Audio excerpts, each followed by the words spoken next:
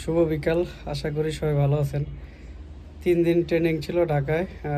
আজকে এই মাত্র বাসা পেলাম, এসে দেখি আব্বা সামনে বসা। সালাম দিলাম, আব্বা কেমন আছেন? বললো আছি ভালো। একটু টেনশন করছে, ছিলাম না বাড়িতে। বাড়িতে না থাকলে টেনশন করে। পরে পাশে বসলাম।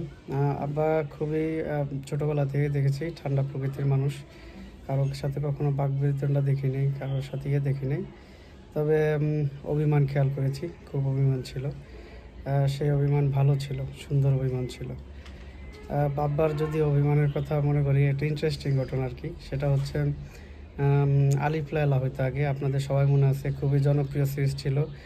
ঘর ভরে যেত, আশেপাশে সবাই আসতো আমাদের ঘরে, আমরা একসাথে আলিফ লায়লা দেখতাম।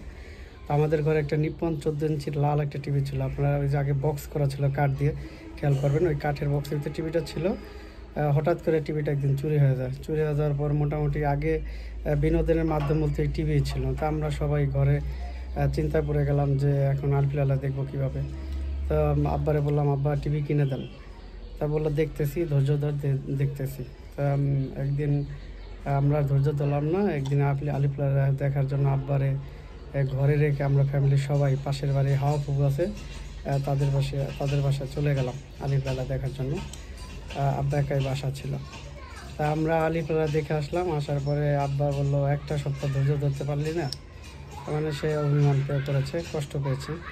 এই 2 দিন পরে সে বড় ভাইকে নিয়ে ঢাকা চলে গেলেন। ঢাকায় গিয়ে আব্বা 20 ইঞ্চি একটা প্যানাসোনিক রঙিন টিভি কিনে নিয়ে আসলেন। টিভি দেখে তো আমরা উচ্ছ্বাসিত, সবাই খুশি।